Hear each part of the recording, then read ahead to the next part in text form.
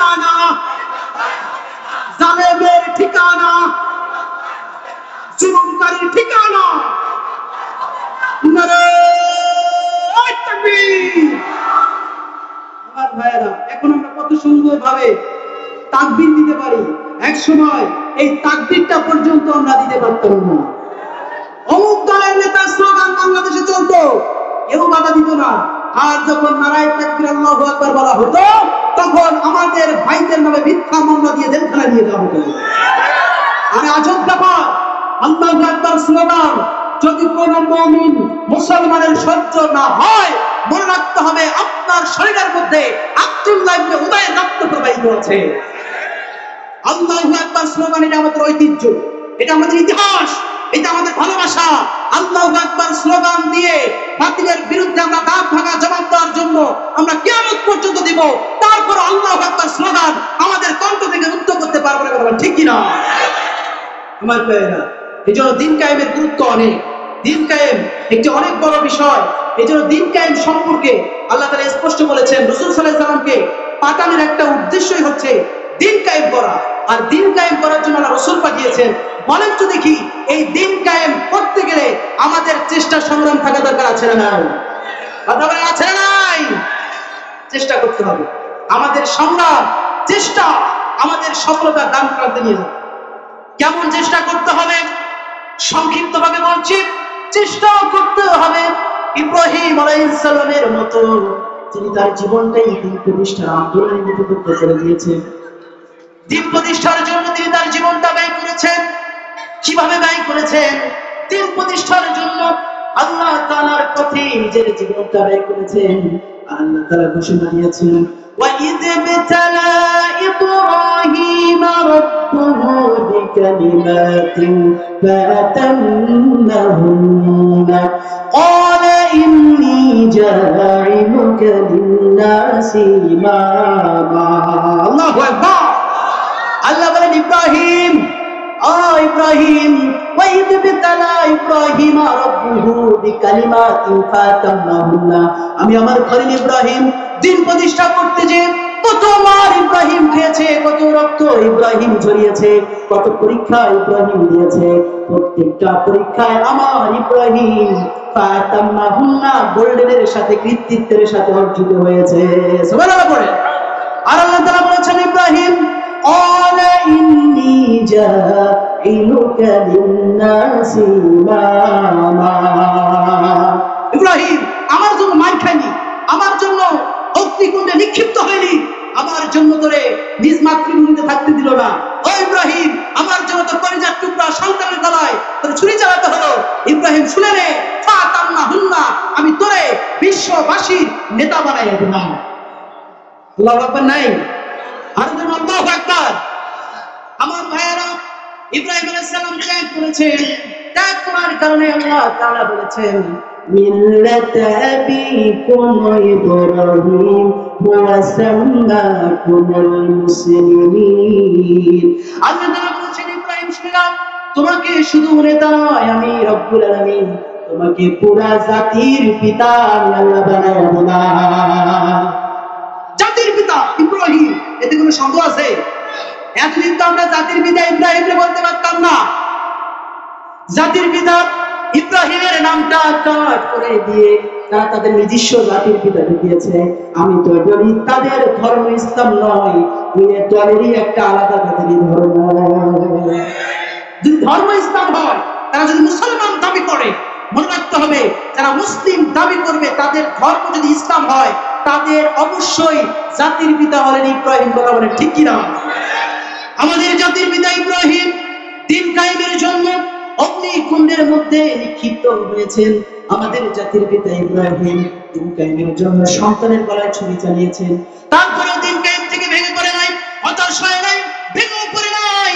আল্লাহ সুবহানাহু ওয়া তাআলা জাতির পিতা ইব্রাহিমকে রাষ্ট্র শক্তি দান করে দিয়েছেন। তারপরে যদি আসি আমরা মুসা আলাইহিস সালামের কাছে, মুসা আলাইহিস সালাম শান্তিতে থাকতে পারে নাই। দিন কায়েম করতে যে তাকে রক্ত দিতে হয়েছে, তাকে নিজ মাতৃভূমি ছাড়তে হয়েছে। ফিরআউন তার বিরুদ্ধে ষড়যন্ত্র করেছে, এত বেশি ষড়যন্ত্র করেছে, যত সন্তান পুরুষ সন্তান জন্ম দেওয়ার মতো ছেলে সন্তান সবাইকে হত্যা করে ফেলেছে, ঠিক না? কিন্তু আল্লাহ সুবহানাহু ওয়া তাআলা মূসাকে ফিরাউনের গৃহে লালন পালন করে আল্লাহ তাআলা ফিরাউনের জায়গায় মূসাকে রাষ্ট্র শক্তি দান করেছে। আল্লাহু আকবার।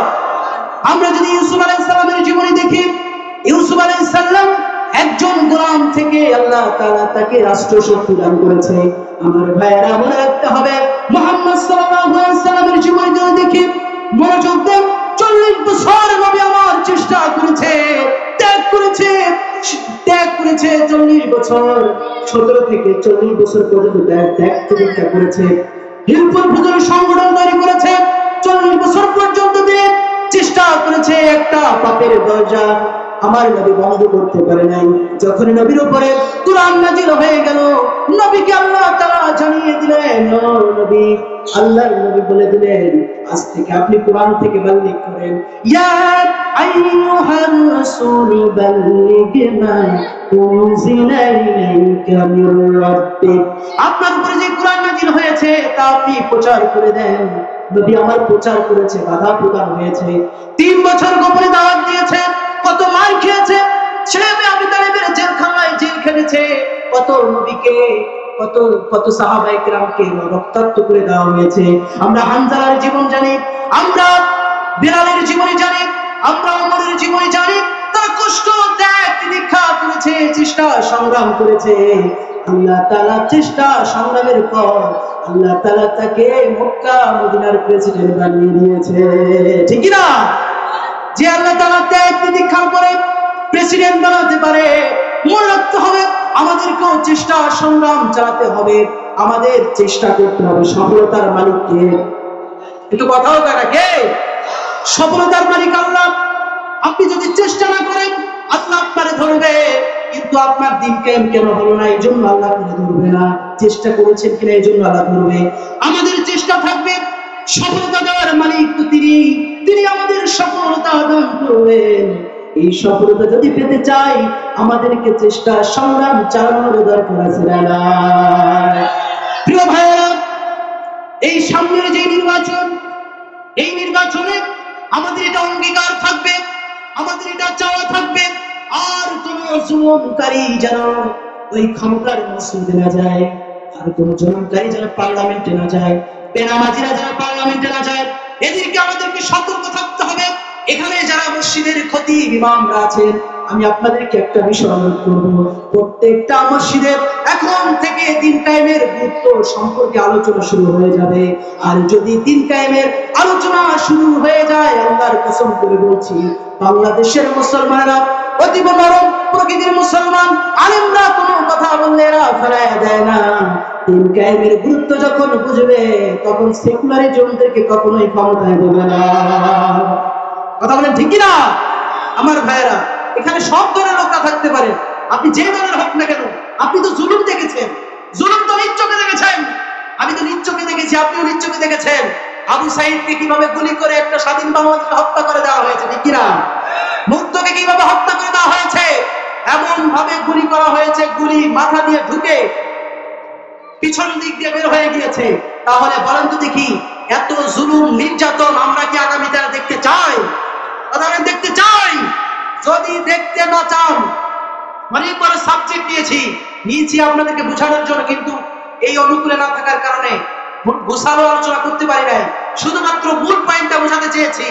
যদি আগামীতে কোনো জুলুমকারীকে দেখতে না চান, তাহলে অবশ্যই জুলুমকারীদেরকে ক্ষমতায় পাঠানো যাবে না। এখন বলে তো হুজুর জুলুমকারী বুঝবো কেমনে? আরে মিয়া, যে নামাজ পড়ে না, ইসলামের সাথে সম্পর্ক নাই, সে ব্যক্তি জুলুম করবেই, এটাই স্বাভাবিক বিষয়, কথা বলে ঠিক কিনা? আর যে ব্যক্তি নামাজ পড়বে, যে ব্যক্তি ইকামতে দ্বীনের পক্ষে মানুষগুলোকে রাখবে, আল্লাহর জমিনে আল্লাহর দ্বীন কায়েমের জন্য চেষ্টা সংগ্রাম করবে, তাদেরকে আমরা আগামীর বাংলাদেশে দেখতে চাই। আল্লাহ আমাদেরকে এমন একজন যোগ্য ব্যক্তিদেরকে ক্ষমতায় নিয়ে যাওয়ার তৌফিক দান করবেন। আমি